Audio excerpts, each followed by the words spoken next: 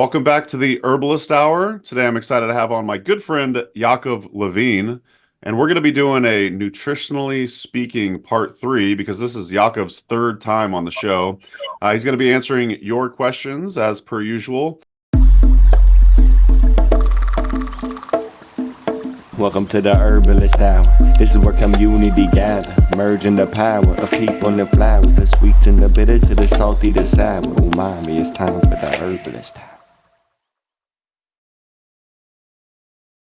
We have a bunch of pre-submitted questions, but for those of you joining us live, feel free to leave any questions for Yaakov in the Q&A segment or the chat function, and we'll try to get to those throughout the episode. But in the meantime, let's welcome Yaakov. It's been a while, Yaakov. So how you doing? Where are you at? And maybe tell the audience a little bit about yourself.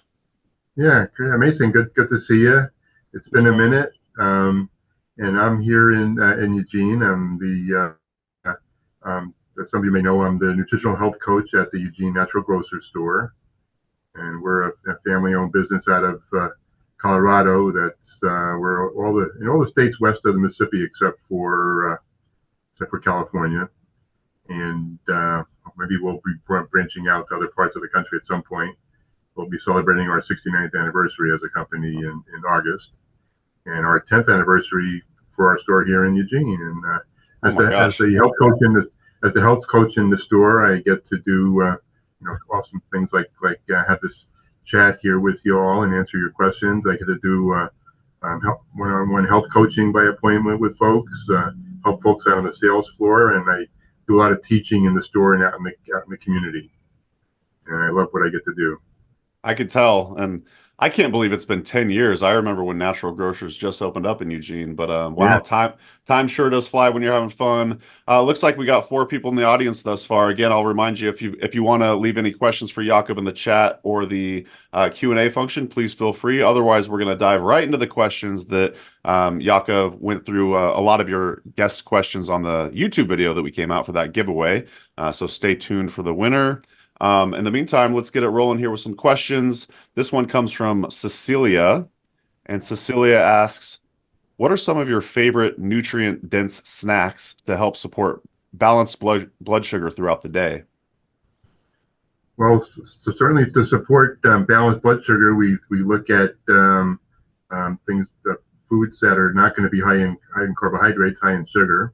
That high in sugar, a lot of the bars and other popular snacks, chips, those kind of things put us on what we call the blood sugar roller coaster, where our blood sugar goes high and then it crashes, and then then we have cravings and have more carbs, and then it goes high and crashes again. So nuts are a great choice, and making sure they're either raw nuts or roasted without any oils added to it. The nuts are a good choice. The old adage, an apple a day. And apples are a great snack as well, with a lot of good soluble and insoluble fiber, and seeds as well. Trail mix, good trail mix. Without one of the problems with a lot of the trail mixes is often there'll be chocolate chips added to it and a lot of dried fruit, which can potentially be a problem depending on how sensitive you are. Often when you have carbs in a snack and you have a good amount of protein and fat, you won't have as a steep increase of your blood sugar, and then you don't end up having the crash as well and the craving. So nuts and seeds, berries, any kind of berries would be great choices as well. And berries, berries, and a cup of berries and some yogurt or some kefir, either dairy or non-dairy, can be great choices. Yeah, and you were mentioning watching out for certain types of trail mix. You mentioned, like, say, the chocolate chips or whatever, but I want to say a lot of trail mixes might also have, certain types of vegetable oils in it as well, wouldn't you say? That too. Yeah, that too. You mentioned raw seeds and nuts. How about like, say, sprouted? Do you yeah, sprouted are great. You mentioned that as well. Thank you, Mason. Definitely. Sprouted or awakened, seeds and nuts.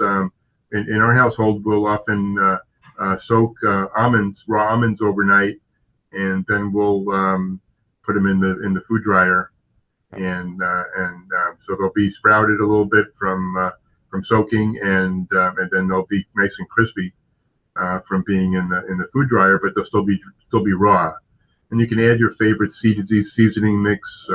Bragg's is a popular thing we like to add, and for some folks, when you sprout those nuts, makes it a little bit easier to digest and reduces the amount of phytic acid, which is an anti-nutrient that you might find in nuts and legumes and grain that can impact your body's absorption of minerals that you need. So yeah, soaking and sprouting is a great way to make the snack foods easier to digest and enjoyable. It tastes great.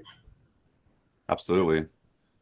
I haven't mentioned this part yet, but if you are in the audience and you want to dare to come on live with us and chat with Yaakov about any questions you might have, I could probably make you a panelist or some sort of presenter guest of some sort. So feel free to let me know if you want to join us live and chat it up with Yaakov. But all right, we'll move on to the next question. I won't read the name because it's a bunch of numbers and letters, but they ask, what are your nutrition suggestions for hypoglycemia? Well, it's a good tie-in to the snack question just earlier, and what we often will have, low blood sugar as a response to having high blood sugar. So, modulating your carbohydrate intake, especially simple carbohydrates, would be a good choice, and always including protein and fats in the mix. And it's not always that one ingredient, but the combination of the ingredients and how our body responds. And if we have more fat and protein and less carbs in the mix, typically we can have a more balanced blood sugar. Do you recommend eating breakfast with regards to hypoglycemia? Well, that's another piece. That depends on the person. If you're having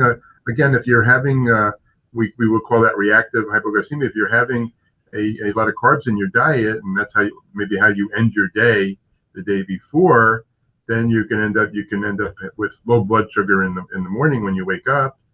But if you're having less carbs, then you have less of that response. A lot of folks benefit from intermittent fasting or time restricted eating and not having breakfast and having a shorter window of eating. But that folks that have less carbs in their diet typically will be more successful with that type of an approach.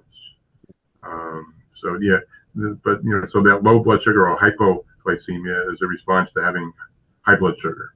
Gotcha. So keeping yourself again off of that blood sugar roller coaster is a way to do that. I wish I had the infographic to pop up on the screen. Well, maybe in the post-production we could throw it up on the screen. All right, Amanda, right here, let's throw up the graphic that Yaakov provides. But awesome. So another question. Hey, thanks. My question, are there any good supplements or nutritional advice for repetitive strain injuries? I need to maximize this. Especially those affecting tendons with tight muscles. And please don't talk about turmeric glucosamine, not arthritis. Thank you. Great, and I probably wouldn't have thought of talking about those. So we're on the same wavelength, I think. Well, one of the things that I indicate that I see with folks having issues with ligaments and tendons and all that, the connective tissue, one thing we look at is stress level, and one of the physiologically, one way that we have what we call ligament laxity or weaker connective tissue is from stress and adrenal fatigue. So typically an approach when folks are needing some support around joints, and not talking about joint cartilage necessarily, where glucosamine and eggshell membrane and collagen can be a good choices. We talk about adrenal support, so we would talk about adaptogens, ashwagandha, tulsi, rhodiola. There's a wonderful formula from Himalaya called Stress Care with about 70 Ayurvedic ingredients for supporting your adrenals and your body stress response. So that's something that's it's been a really helpful approach to learn about. Again, supporting, and we live in a much more stressful world than we're designed to be in. We're designed, our fight. We're often in fight or flight most of our days, and we're really designed to be in fight or flight just for emergencies. And so I think for a lot of folks, we can potentially have that adrenal fatigue from constantly pumping out that cortisol as a response. And another way to support ourselves, it ties back into the blood sugar. When we have a higher amount of carbohydrates in our diet and have high blood sugar and low blood sugar, we will also have that cortisol response, that stress response, as part of our body's trying to stay in balance. So adrenal support and looking at your blood, your sugar intake, your carb intake.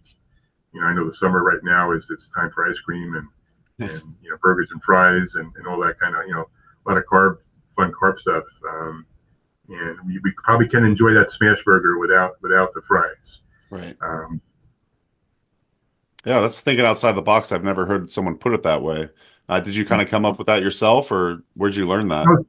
Well, my training is in functional nutritional therapy. Yeah. And so, we look at how our bodies are impacted by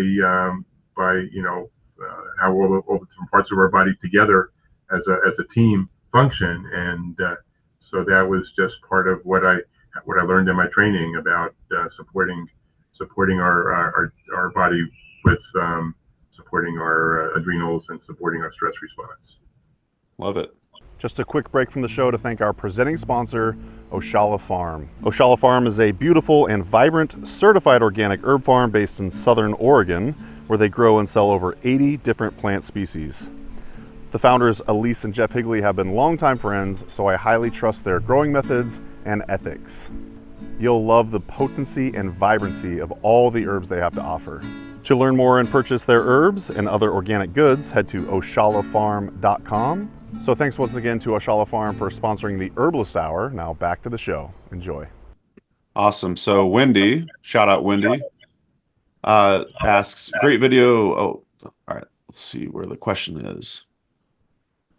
All right. I do have a question. I've got a friend in her early 20s. In her childhood, she ended up in the hospital on a bunch of antibiotics. She struggles with acne now. She's tried all kinds of skincare routines, but I am suspicious we really need to zero in internally after all those antibiotics, particularly because she's just had another round due to H. pylori. I'm leaning into Oregon grapefruit, thinking berberine, and perhaps some cleavers, and maybe a little calendula. I don't think I'm going to be able to convince her to consume fermented foods. She's pretty kapha. I'd love to hear Yaakov's thoughts on this. Thanks so much for this opportunity. Thanks, Wendy. Well, one of the things I think of is I do, definitely gut health after the rounds of antibiotics and trying to get some probiotics, whether they're foods or somebody that might not want to eat sauerkraut might tolerate and enjoy some kefir with some berries. And kefir has a lot of healthy yeasts, probiotic yeasts that can help to rebuild. Also, when we're looking at anything involved in skin, the skin is like a window into our liver function. So always look at liver support. So our old favorites, milk thistle, dandelion, artichoke, any food that has chlorophyll in it. That's why our moms told us to eat our vegetables and eat our greens when we were young. Any green foods will support the different phases of detoxification, and so liver support would be really important, and then that'll support digestion as well. Important part of that whole picture. Our liver is our superstar. It's our largest and busiest internal organ, and besides all of the detoxification processes, our liver is where we store blood sugar as glycogen to convert back to blood sugar as we need it for energy. So again, looking at our diet as well, if we can modulate the amount of simple carbs, staying off the blood sugar roller coaster will also support liver health as well, and that can go a long way to supporting skin health.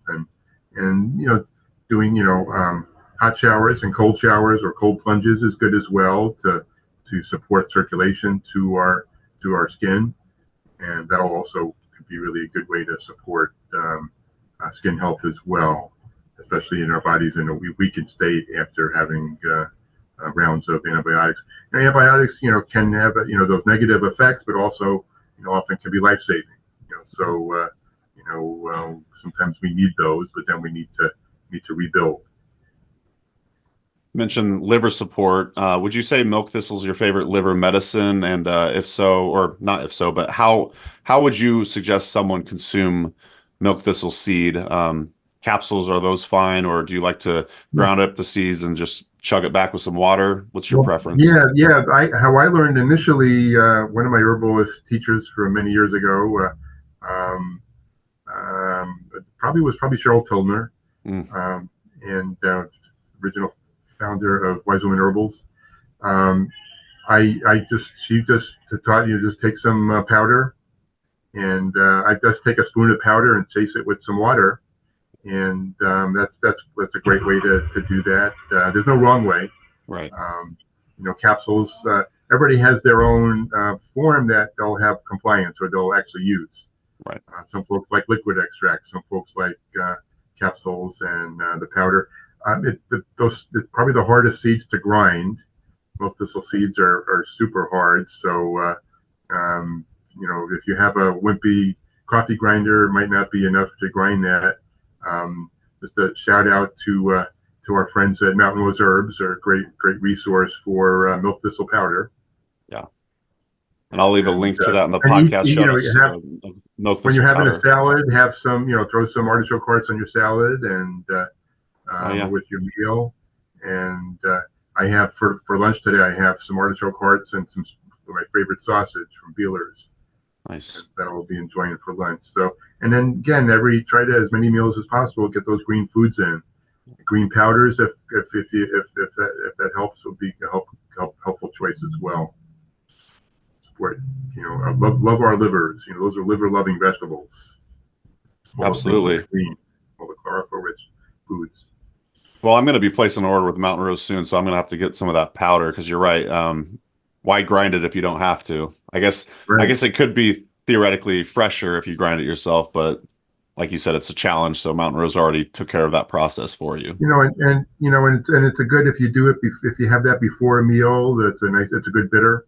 So support digestion, and some folks will just add it to some water. My wife Donna will add it to some warm water and drink it that way.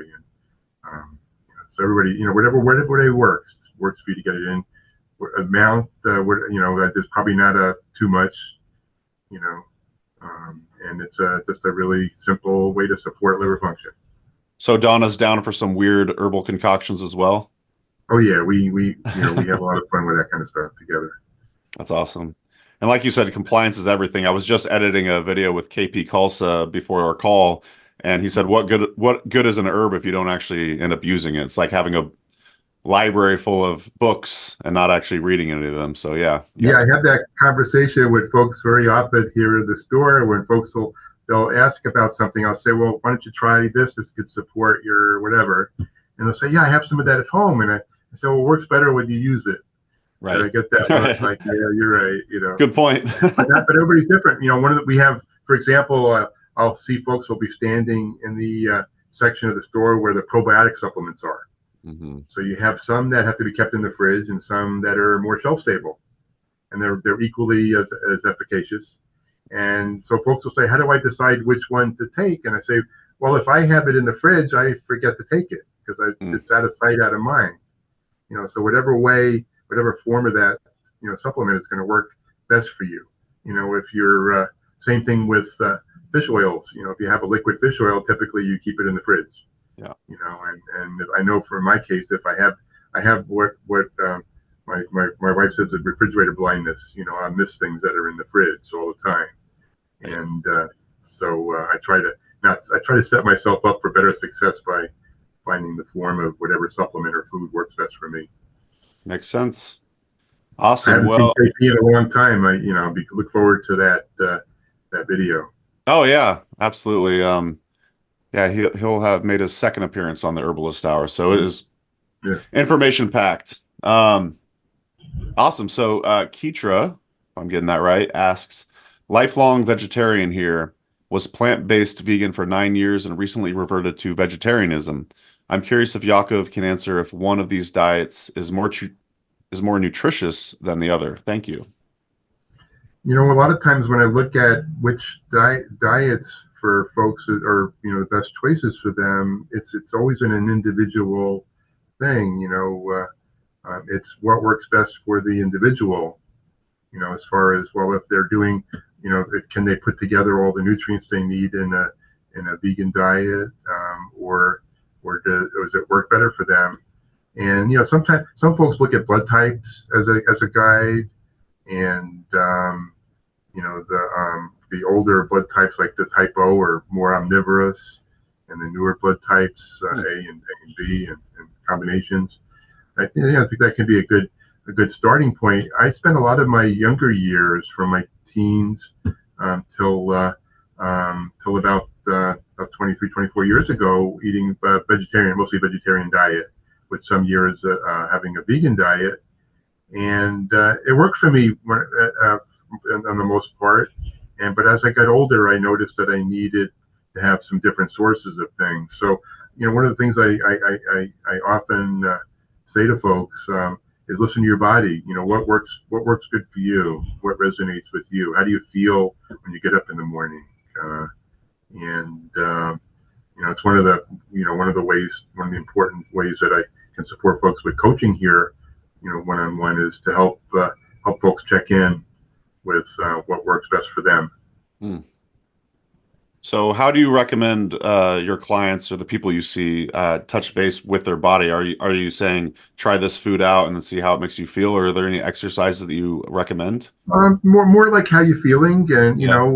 you know, do you eat something and not feel good afterwards? Yeah. You know, sometimes that's an indication. You eat something and maybe you feel congested, or lethargic, or just, you know, a lot of it is like, you know, when you get up in the morning, are you ready to go? You know, with what you're eating, you know, do you not need a pot of coffee to get going? You know, are you ready to go with just what sustenance you're getting? And you know, it's not always an easy thing to ascertain, but I think we often you know, kind of like don't pay attention to what's happening in our bodies, and if we're eating you know, what we call you know, the standard American diet or SAD diet, or what sometimes I'll call a Happy Meal diet, sometimes we have enough inflammation from processed foods that we won't be able to really tell anyway. So you know, reducing the amount of processed foods, and then trying to eat as much whole foods as you can, whole grains, if you're having grain, you know, properly prepared beans as well, and you know, whatever you're having. If you're having tofu, try to get the tofu that's been sprouted before they made tofu out of the soybeans. You know, the best forms of the foods, and then see how your body feels with those foods. I've heard you mention like blood type diet before. I'm just curious, is there a book that you recommend to learn more about that? Yeah, the Peter D'Adamo, and I think there's kind of a couple of generations of D'Adamos that have written. I think it's called the Blood Type Diet.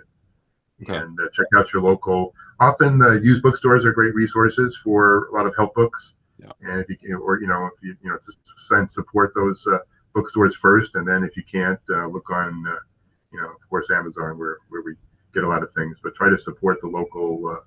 I know in Eugene we have Smith Family Books. That's where I send people a lot to, and often folks will get books for their health, and then they'll pass it on to the bookstore and get another book, you know, as they move on to learning other things.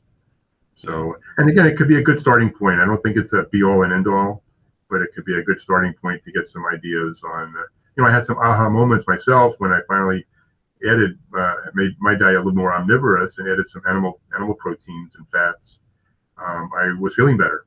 You know, I thought I felt pretty good before that, but I was just, you know, it was better fuel for me, and you know, but that's me individually. You know, again, listening to what my body tells me. Are there any books that you've been reading on nutrition lately that you've been really enjoying? Or you just kind of stick with the Yeah, classics? yeah. Um, um, let's see. Let me look behind me here for any Yeah. reminders. There you Uh, go. Kate Shanahan, Deep Nutrition. Okay. Uh, Kate Shanahan is an MD. She at one point I think she was the nutritionist and doctor for the Lakers, Hmm. and so worked with sports nutrition. So she's got this book Deep Nutrition on based on like 30 years of medical practice on what we need to eat to really support our bodies on a deep level. There's a good book by Benjamin Bickman. He's a professor out of Brigham Young, Why We Get Sick, Hmm. and it's really a helpful book to talk about. Talks about um, unbalanced insulin and blood sugar and a lot of other things that involved in why we are not as healthy as we'd like to be. And then anything that's written by James DiNicolantonio. His latest book is Obesity Fix, but he has the book The Salt Fix and The Mineral Fix. He's a PhD researching pharmacist, and just brilliant, really important information that I know I use a lot in my teaching, Yeah. my coaching. Awesome. All right. Moving along here. Nell the Plant Girl asks, "Hey there, I have a small question for Yaakov. I've been doing some research into natural memory aid brain tonics, herbs for dementia specifically. Do you have any favorite herbs or supplements to improve the quality of life for older folks with dementia? Also, any advice for getting a picky grandmother to actually consume aforesaid supplements? Thanks so much." Well, one of the first things, with that part of, picky grandmother. So I think of how to incorporate nutrients into foods that might be yummy, like a smoothie.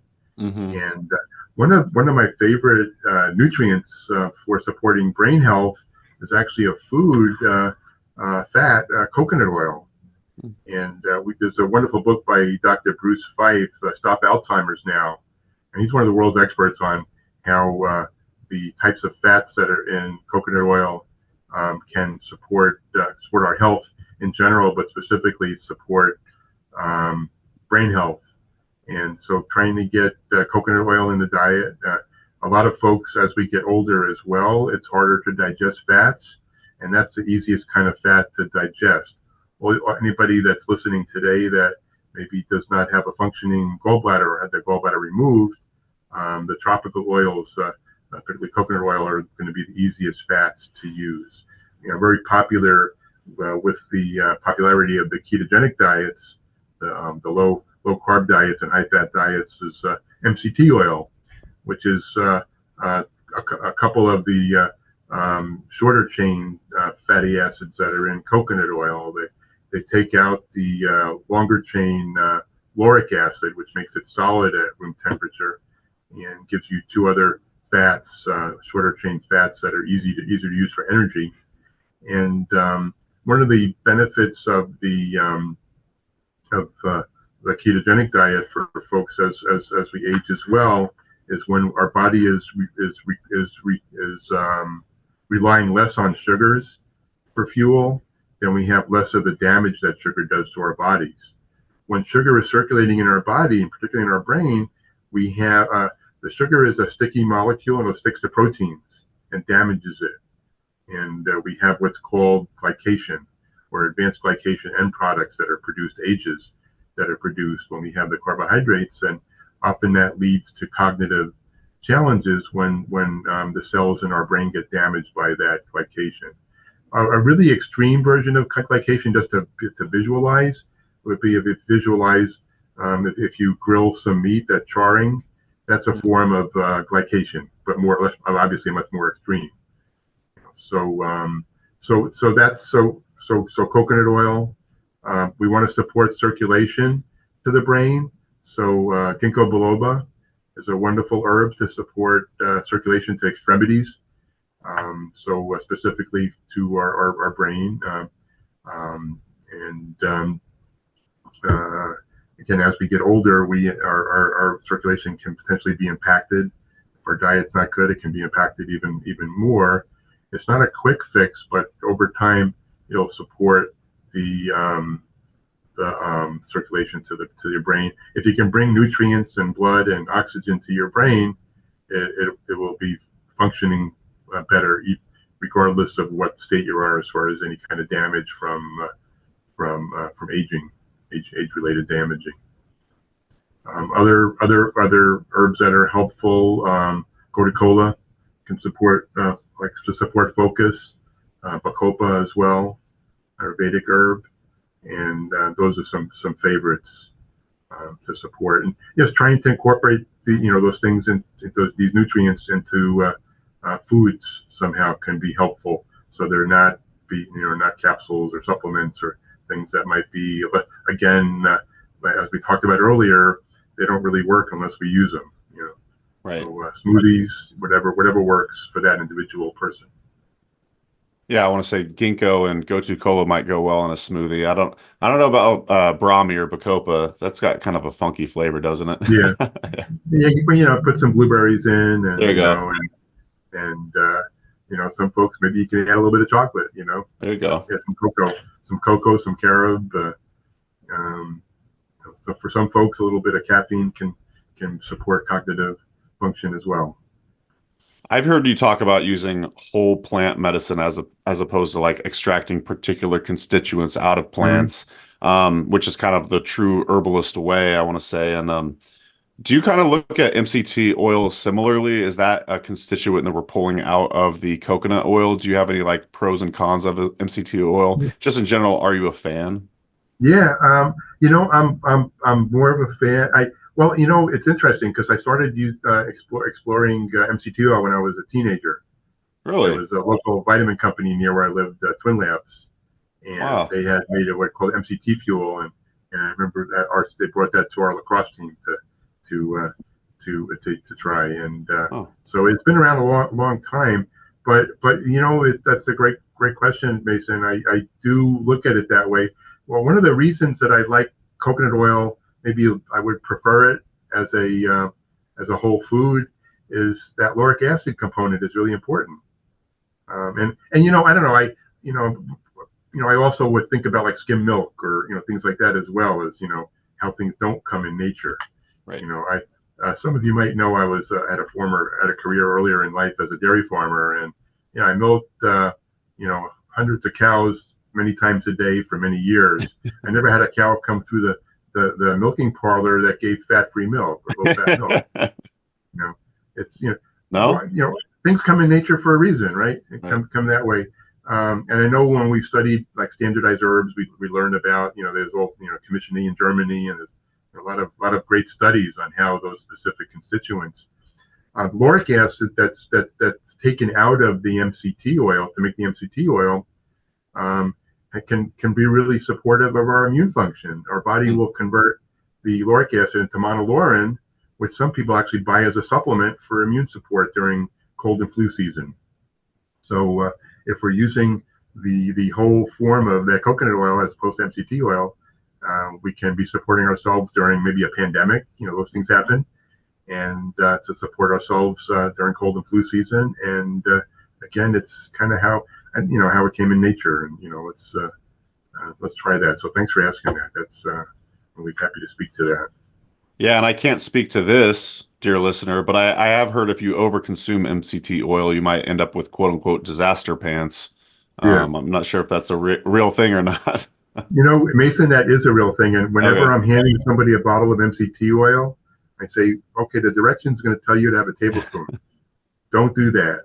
Start off with a teaspoon. And because that disaster pants is a thing. Okay. And don't leave home with So one of the advantages, but one way that you can have MCT oil and have it less impact your digestion as your body gets used to it, is to get the powdered form of MCT.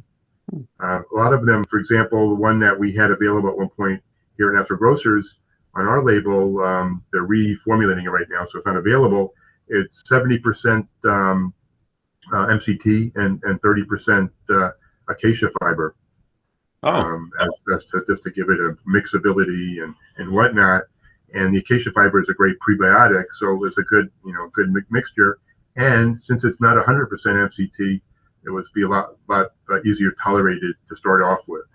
But once you're using it for a while, you can increase it, gradually and not have that problem. It's just that initial time. It's just such an easily digestible fat that can be problematic. So yeah. That's the same thing with like taking a magnesium supplement, right? Like you want to start small. Yeah, well, and yeah, definitely.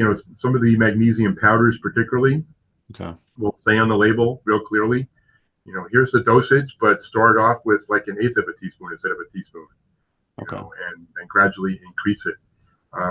There's some forms of magnesium. One of our favorite forms for a lot of folks is called magnesium glycinate, where the magnesium is combined with the amino acid glycine, that it helps you absorb the magnesium efficiently, but not too fast, so that you don't have digestive impact. And also you were able to have that magnesium on board more hours of the day. And for folks that have any challenges with sleep, magnesium can support a more calmness for sleep. And glycine is also a calming amino acid. So that's be a good combination to have at night. But and a lot of folks will say, I take magnesium. I take it at night before I go to sleep. We need magnesium in the morning as well. Magnesium is one of those minerals that is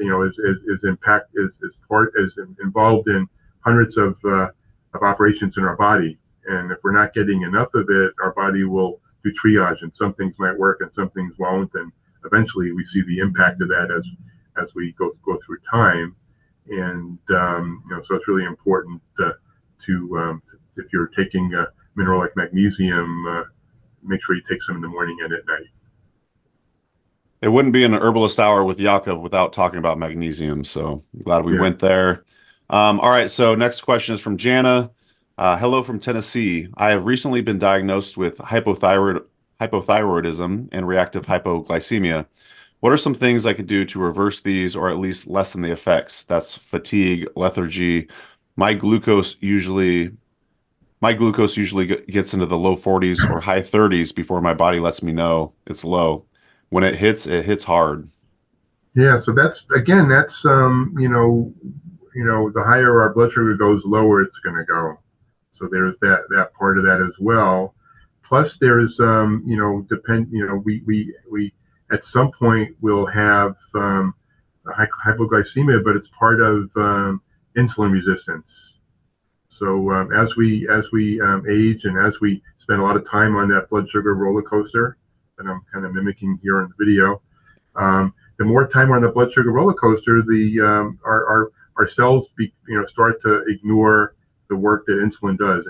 Insulin is our most powerful hormone that we produce in our body, and the first, I talked earlier about how we store blood sugar in our livers to use to convert as glycogen and to convert to sugar as we need.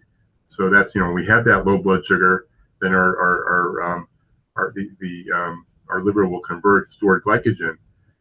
One of the impacts that we have when we have insulin resistance is the first cells in our body that are impacted that way are our liver cells and our muscle cells. So we have glycogen in our muscles so we can move around. So a lot of folks will have low blood sugar even though they have plenty of carbs in their system because they cannot convert either glycogen in the liver, or it can't store it in the liver because of insulin being ignored by the liver. And also the same thing, not having that store of sugar to convert easily in the muscles. So you might notice muscle weakness along with that as well. So a favorite, and again, this is an alkaloid from an herb that can support insulin function, is berberine, which is found in a number of different Oregon Grey, barberry, golden seal. It's an alkaloid, and again, it's more effective in this case, as the extracted alkaloid or standardized alkaloid to support insulin function. We'll also have the whole root, Oregon grape or barberry or golden seal as part of the mixture, and I think having that whole root in there was going to help you get more benefit. from that. And for supporting thyroid function, often some starting off with some sources of iodine, some maybe kelp tablets can be an inexpensive way to get some iodine to support thyroid function, and also both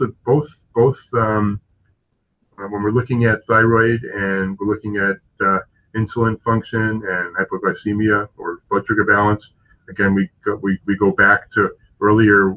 We were talking about adrenal support, and because we do have that when our blood sugar fluctuates, we do have that cortisol reaction, that stress reaction, and so we always want to be supporting our adrenals when we're wanting to be supporting our thyroid function and blood sugar. Okay. Awesome. Well, let's move on to the next question from Donna. Donna asks, thanks for the opportunity to share a question. I recently started back to school, and I'm afraid my brain may have rusted a bit over the years. From a nutritional perspective, what would Yaakov recommend that I add to my diet to enhance focus and memory? Well, I think we covered this a little bit earlier. Definitely the components in coconut oil, be great fuel for the brain, and then supporting circulation. It's never too late to learn new things, and sometimes we just need a little bit more support for focus and memory. So again, ginkgo biloba, Coca-Cola, bacopa, those would definitely be go-to support. And then having your green smoothies with coconut oil would be a great way to support fill in that package. Let's see, Lako asks, how about foods to support perimenopause and hot flashes? Yeah, great question. One of my go-to approaches to supporting the hormonal changes like that are liver support. And I imagine there's not too many health challenges that don't have lead. All roads lead to Rome, kind of basically, and our liver is so important. So when our liver is stressed, and we live in a pretty toxic world, even when we're eating organic and doing the best we can and trying to avoid toxins, we still put a lot of stress on our liver, and our liver has to again, blood sugar balance and detoxification. And so when our liver is in the process of the different phases of breaking down, for in this case, conjugating used hormones, often our body is not sure what we have available, thinking that those used hormones that are in line to be conjugated might be in the queue for being available. And sometimes it could be our body just gets a little bit of confusion, and again, it's one of the reasons to be using less plastic. A lot of the chemicals that are in plastics and other things like that, or we call them endocrine disruptors, and can disrupt disrupt our hormonal balance. So liver support, and again and then when we're doing that liver support we talked about earlier with milk thistle, dandelion, artichoke, green leafy foods.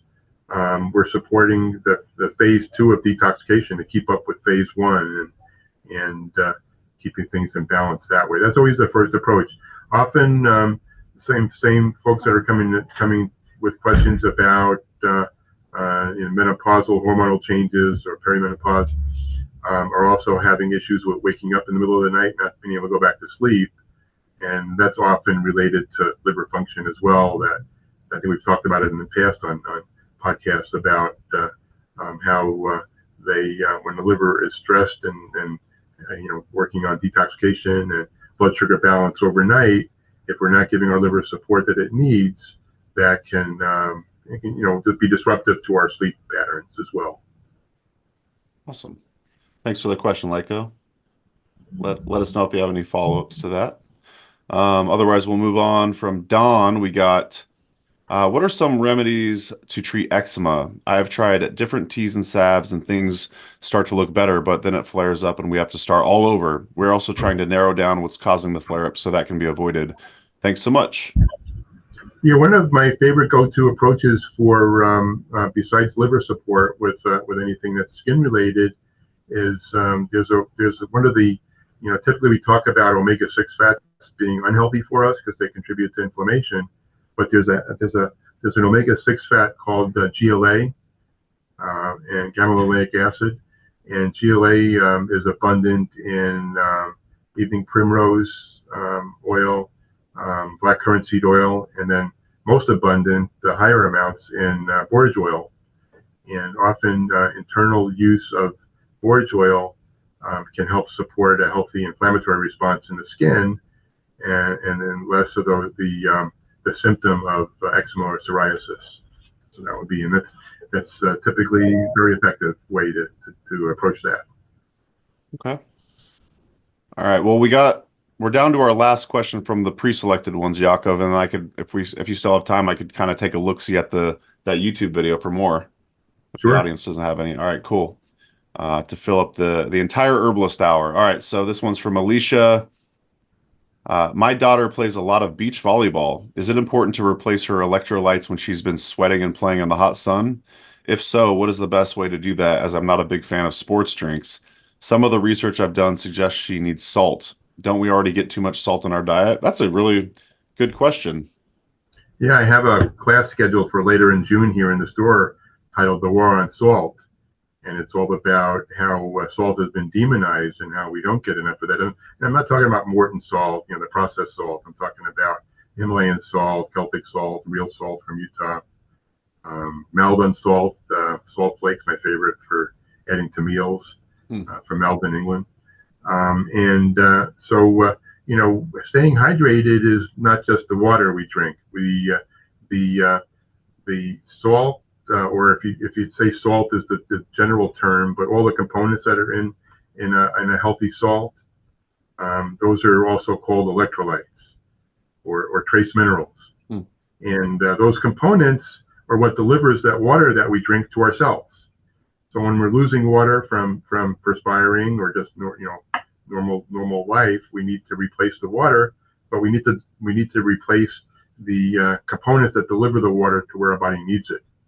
And I'm not personally a big fan of a lot of the sports beverages either. A lot of them have like things like Gatorade have all sorts of artificial coloring and a lot of sugar and things like that. One of my favorite ways to support hydration is with an old-fashioned formula called Soleil. And I think we might have talked about this in the past. And the recipe that I use is I take a quart mason jar, and I shout out to Mason, and aptly named. They named the jar after you. That's right. And put a cup of Himalayan salt. There we go. A cup of Himalayan salt, and or real salt, or Celtic salt. Fill it up with water. Mix it up, and then overnight, let it sit overnight, and just leave it on the counter. And you'll notice in the morning and henceforth that there's always a layer of salt on the bottom, and so that water is fully saturated. If you think back to science class, when the water is holding all of as much of all those molecules as it can, it's a real easy way for your body to use that. So when you first get up in the morning, and if you're exercising and sweating, but first thing in the morning, what I do every morning is I have a 20-ounce glass of room temperature water with 2 or 3 tablespoons of that mixture. And so after overnight, dehydrating overnight, because we're not drinking and rehydrating, I start my day off before I drink coffee, before I drink anything else. I start off with that hydrating mixture of that. And that mixture, if you Google it, it's called Soleil, S-O-L-E. And it's just an old-fashioned way of making your own, basically, Gatorade without all the junk. And just use that. We don't get enough salt. We were... they did some studies back probably 50 years ago where they took some rats that were super sensitive to sodium and pumped them up with really large amounts, and they had some health reactions. So the government said, okay, great, we should probably limit sodium.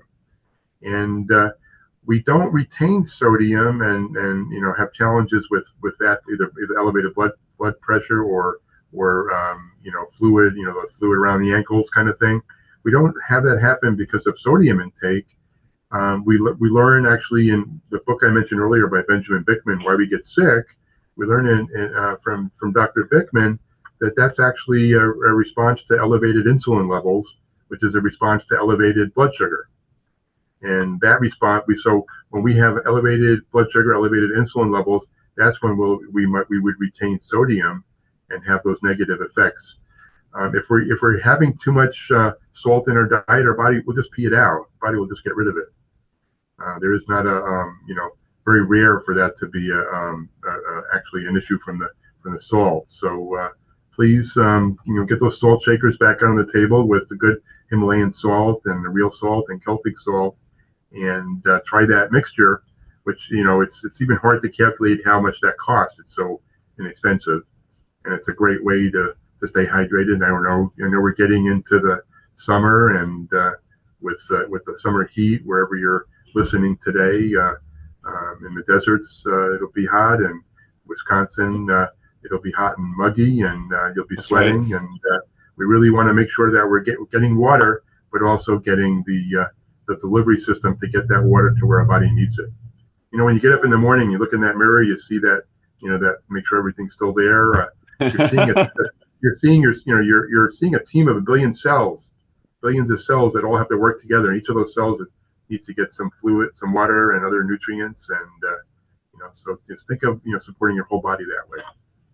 I love that. And when I organized the Brighton Bush Herbal Conference, which you're also an alum organizer of the event, but the year I organized it, we had a herb tent led by Greta Grizz, and she had a electrolyte drink that she made, and I want to say she also added, say, hibiscus and maybe like some sort of berry and then maybe lemongrass, but it was this super tasty drink. So along with the Soleil, if your kiddo wants to have something that's tasty, perhaps, you can make some sort of nutrient-rich tea and then add the Soleil to that. Would you agree, Yaakov? Oh yeah, it's one of the again, if it doesn't taste good, you're not going to use it. So that's obviously that's a great choice. And yeah, and Soleil, I'll often add some Soleil to herbal tea as a beverage. Hibiscus is one of my favorite cardiovascular system supporting herbs, but it's also a diuretic. So it's a good Soleil would be a good addition to your hibiscus tea, because you're going to be having the diureses from drinking that. For sure. But cold hibiscus tea on a hot summer day is one of my favorites. Absolutely.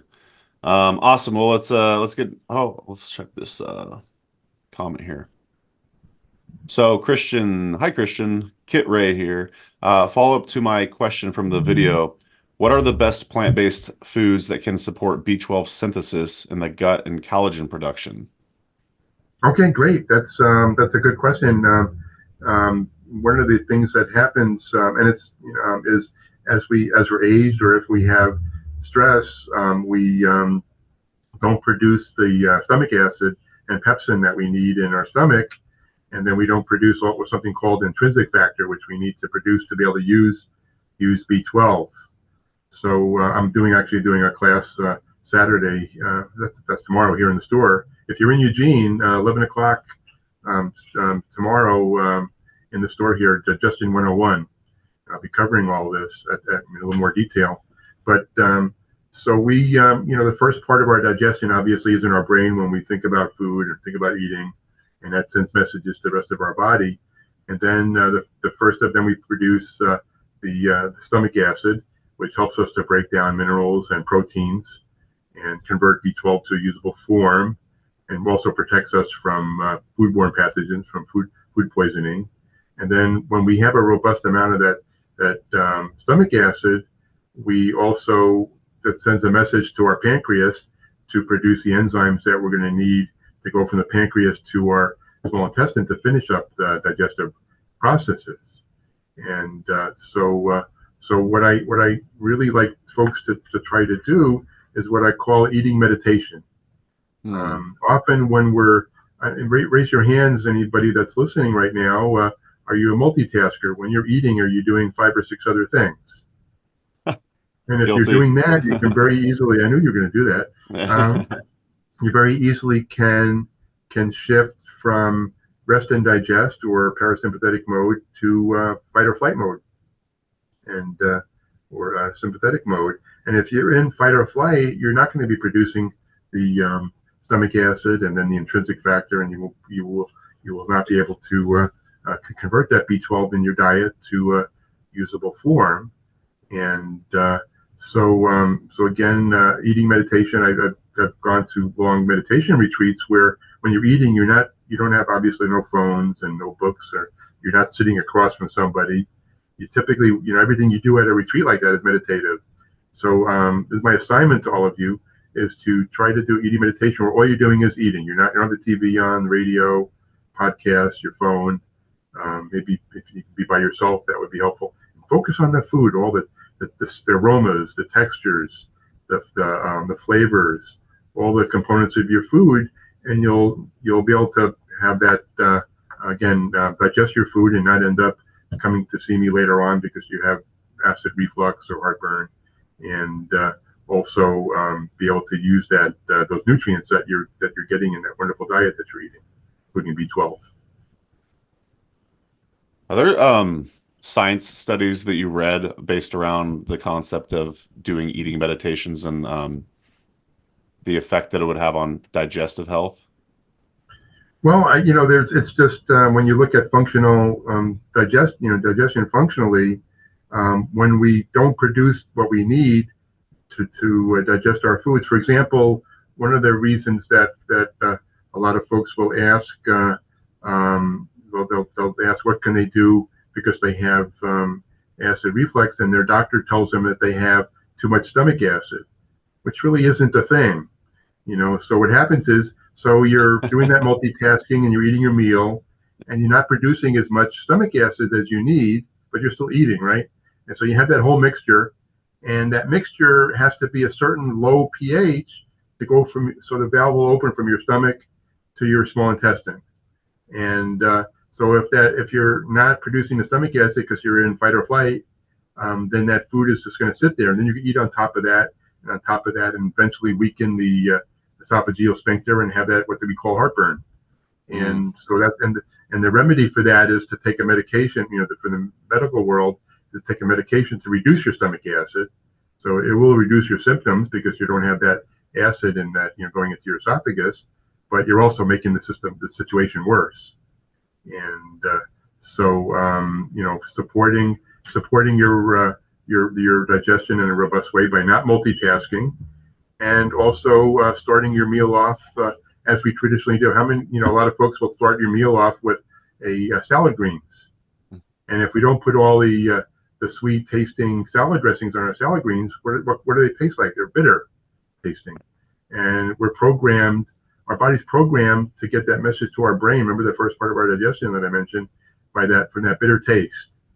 So either eat green leafy vegetables that are bitter, or take an herbal cordial, a bitter cordial with some gentian, maybe some other root, other things, maybe that milk thistle and some water that we talked about earlier, milk thistle powder, and start your meal up with that and send that message, and then put that phone down and all the other things you're doing while you're eating.